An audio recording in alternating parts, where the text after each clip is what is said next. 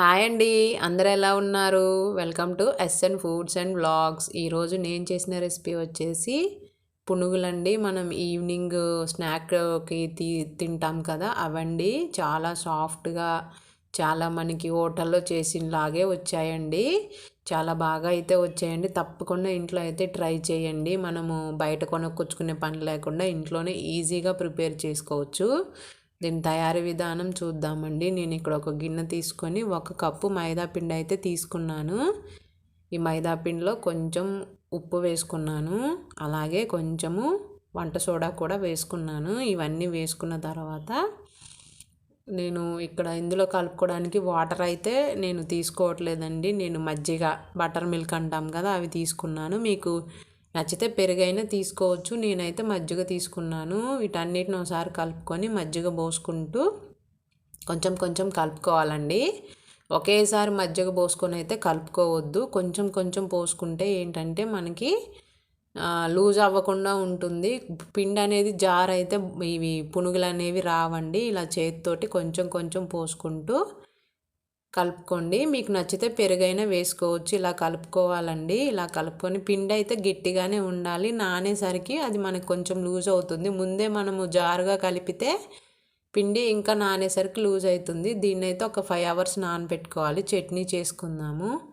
ఇందులో నేను కడాయి తీసుకొని ఒక 4 పచ్చిమిరకాయలు ముక్కలుగా చేసుకొని వేసుకున్నాను. ఇవి కొంచెం వేగిన తర్వాత ఇందులోనే పల్లీలు వేసుకుంటున్నానండి. మీకు నేనైతే పల్లీలతో చేస్తున్నాను.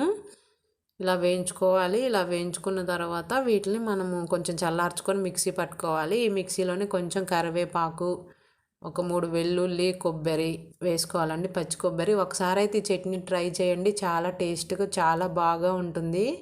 దీన్ని మనం మిక్సీ పట్టుకోవాలి.